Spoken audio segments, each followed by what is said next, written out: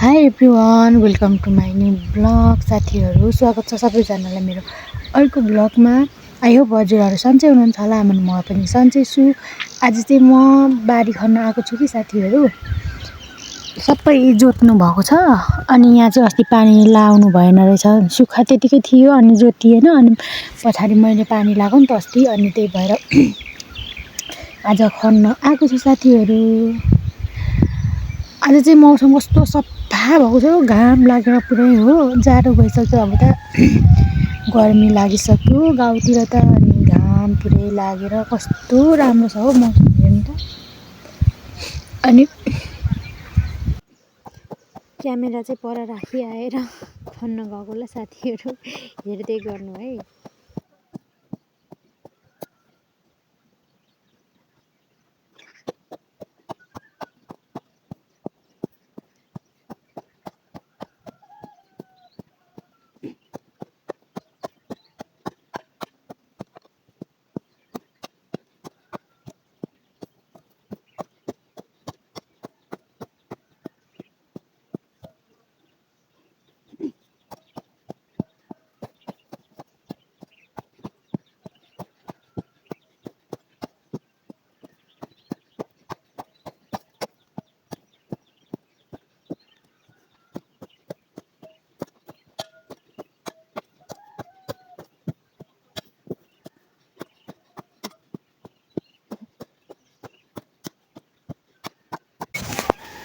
मैले चाहिँ खनेर सकाइसकेको छु साथीहरू।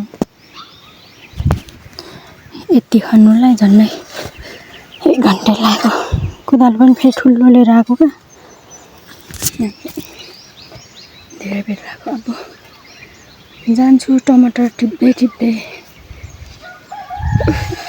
टमाटर रोप्यो भने त नहुने त केही छैन कि साथीहरू। गाउँघरमा हाम्रोतिर चाहिँ पानी प्रशस्तै पाइन्छ अनि सबै कुरै हुन्छ, तर नभ्याउनुले गर्दा केही रोप्नै पाइँदैन, भ्याइँदैन।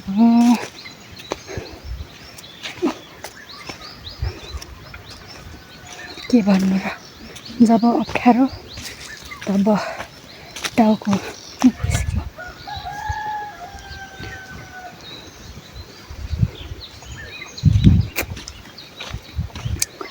टमाटर चाहिँ हामी पाक्नै दिँदैनौँ, 1-2वटा पाक्यो कि टिपेर खाइहाल्छौँ। फेरि पाक्छ, फेरि लग्यो, मजाले पाक्नै पाक्दैन।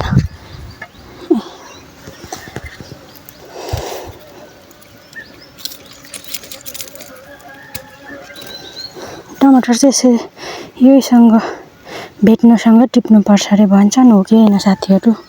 त्यो कुरा सत्य हो कि होइन बताइदिन पर्यो। बुझिमा लाग्छ।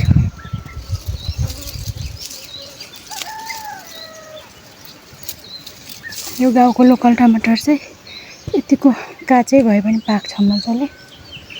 अलिअलि पकायो, अचार बनायो, खायो।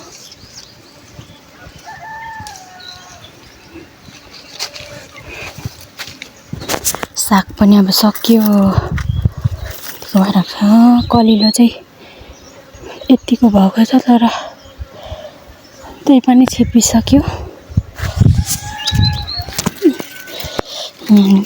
पाकेको रहेछ। यतिको भएकोहरू चाहिँ सबै लग्नु पर्यो।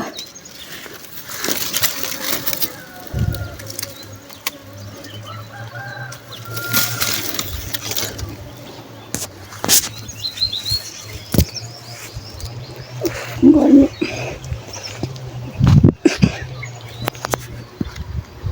काउली चाहिँ यस्तो भएको छ, फल्ने हो कि होइन बोटै किराले खाइसकिसक्यो साथीहरू। यो चाहिँ चाइनिज साग अस्ति सारेको, यो पनि राम्रो हुँदै रहेछ। यहाँ यत्रो यत्रो भएको छ, यो पनि लानु पर्यो हो।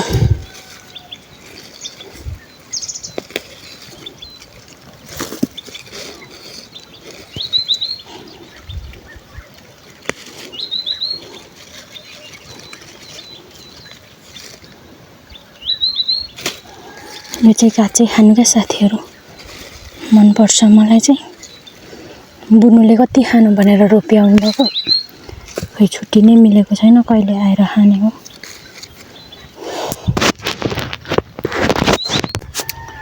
म चाहिँ अब घर जानुपर्ने हुन्छ साथीहरू। हेर्नु न यो मेरो घाउ कहिले मेरो नानी हुनुभन्दा कति अगाडिदेखिको घाउ सानो थियो अहिले त बढेर हेर्नु न यस्तो भइसक्यो। यसको औषधि के होला भनिदिनु पर्यो साथीहरू। कति औषधि गरेँ कति निकै भएन। अनि अब म चाहिँ दाल पाक्दैछ गएर खानासाना बनाएर खानुपर्ने हुन्छ आज। अरू बेला चाहिँ बिहानै खान्छौँ कि आज चाहिँ दिउँसो एकैचोटि खानु भनेर खाएको छैन खाना पनि। अचारको लागि टमाटरहरू लगेपछि 1 गोजी भयो।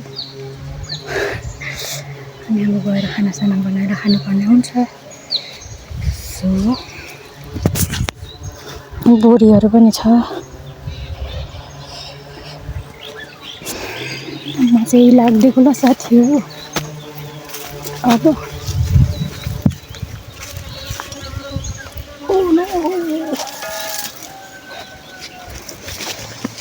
कति मिठो सपना थियो। वाउ फर्सी फलेछ कस्तो राम्रो। ल चुटी पनि गयो बढ्थ्यो होला छुट्याइहालेँ। आई लभ यु मेरो छोरीको भाउ भनेर पनि के भन्नु।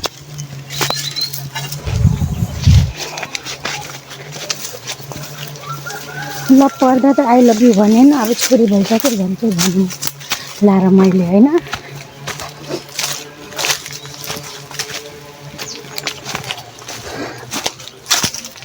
दिन पनि अब लम्ब्यो साथीहरू। रात छोटो हुँदैछ।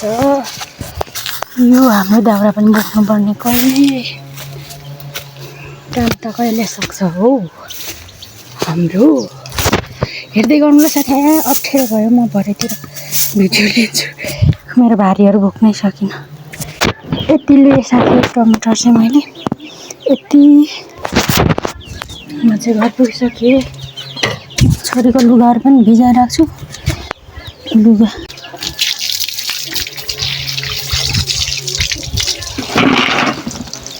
लुगाहरू पनि एक दिनमा यस्तो 1 बाल्टी जति धुनुपर्छ साथीहरू। नानी भएपछि त धन्न घाम चाहिँ लागिरहेछ है।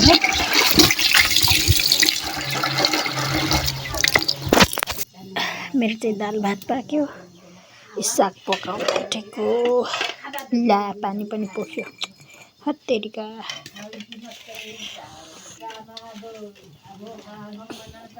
दाल भात पाक्यो साग पकाउँदैछु।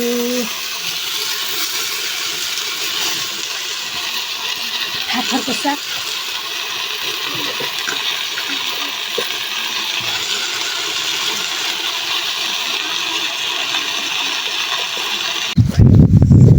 खानासाना खाएर म चाहिँ गोठाला लाग्दिएको साथीहरू। यो खोसेल्टा हिजो मकै उकाएको थियौँ भने परालहरू पनि यस्तो खोसेल्टाहरू चाहिँ मजाले खाँदैछ आज पनि हाम्रो गोरुहरूले। अनि त्यही भएर एकछिन यो लगाइदिएर आउनु पर्यो भनेर लाँदैछु।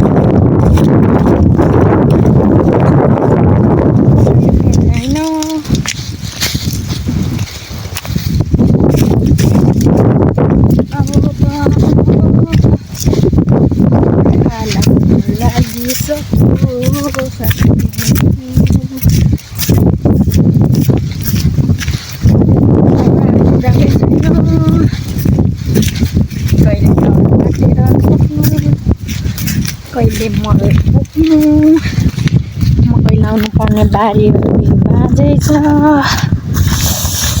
गाह्रो छ वस्तुहरू। अस्ति लिएको डोको यहीँ रहेछ दुईटा भयो।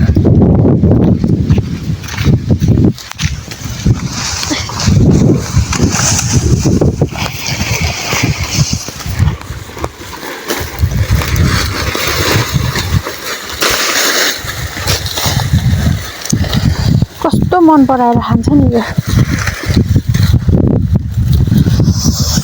अब बस्छु एकछिन।